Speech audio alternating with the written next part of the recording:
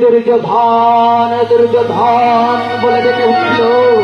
কার আত্মচিৎকার কেঁপে উঠল ধরা, গগন মন্ডলে বেজে উঠল কালের বাসি। গান্ধারী জননী চোখে তার অনল, লোকে তার শত পুত্র হারার রোগ ব্যথা।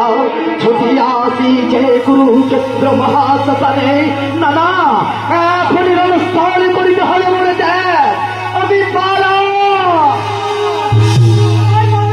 কৃষ্ণ গান্ধারী জননী চূড়ামণি মধুমাখা মুখখানি দিয়ে নাহি না তোমার জননী বলে। চেয়ে দেখো চূড়ামণি, শত শত বিধবার অশ্রু সাগরে বহে চলেছে, তবে আর কেন অন্তর থেকে নেমে আসছে তীব্র হওয়ার অভিশাপ। জননী তার পুত্র হন্তার প্রতিশোধ। অভিশাপ দিতে কেন ছুটে এসেছ এই কুরুক্ষেত্র মহাশ্মশানে? শ্মশান তো তোমার রচনা কৃষ্ণ, তোমার জন্য মোর কুরুবংশ আজ ধ্বংসে পরিণত হয়েছে। কুরুবংশের ধ্বংস তো আমি চাইনি মাতা। কেন তোমার পুত্রগণ করেছিল কপট পাশা খেলা? কেন পাণ্ডবদের দিল না পাঁচখানি গ্রাম? কেন করিল দ্রৌপদীর বস্ত্র হরণ? কেন দুর্যোধন বলিল বিনা যুদ্ধে নাহি দেবে সুচাগ্র মেদিনী? তাই কি কৌরব বংশ ধ্বংস করতে তুমি শেষে ধ্বংসের মহাকাল? তবে শোনো তুমি মহাকাল, সত্যই যদি আমি সতী হই, এই সনাতনার গান্ধারী মর্মভেদী তীব্র হলাহল আমি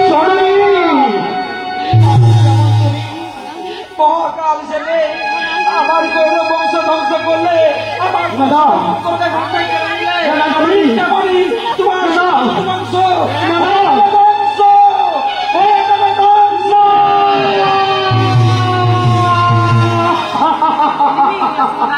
তবুও কর্তব্যের আহ্বানে স্নেহ মায়া মমতা স্ত্রী পুত্র আত্মীয় পরিজন হাসি মুখে ধরনের ধুলিতে করে দিতে হয় মনে কর্তব্যের পূজা।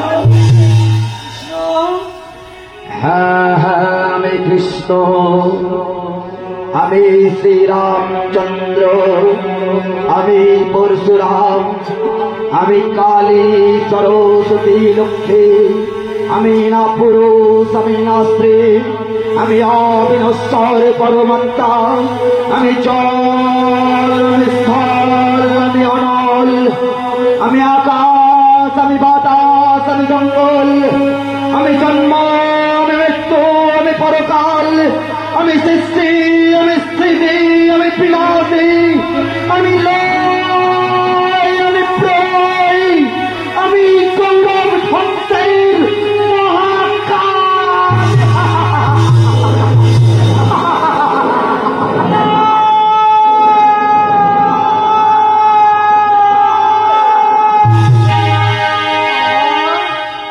কি শান্তি! তুমি নারায়ণ, তুমি দশধারী নয়নারী মণি, ভগবান শ্রীকৃষ্ণ, বিপদ বারণ শ্রী মধুসূদন, আমি তোমায় না জেনে শুনে অভিশাপ দিয়েছি। তোমার যদুবংশকে তুমি রক্ষা করো দয়াময়, তুমি রক্ষা করো। এই ব্যর্থ করছো, এই সুখাতুরা গান্ধারীর অভিশাপ তুমি ব্যর্থ করে দিও, সত্য যেন না হয়। শত শত জননীর আশীর্বাদ যেমন আমি মাথা পেতে গ্রহণ করি, লক্ষ লক্ষ মানুষের শুভকামনা যেমন আমার পথের পাথেয় হয়, ঠিক তেমনি ভগো শোকাতুরা গান্ধারী জননী, তব অভিশাপ আমি নত মস্তকে করিলাম গ্রহণ। এইবার বিশ্ব দেখিবে এক মহাভয়ঙ্কর রথ, পিতা পুত্রে ভ্রাতাই ভ্রাতাই অতি পত্নী মেজে উঠতে রক্ত ক্ষরণে, রক্তের পাবনে ভেসে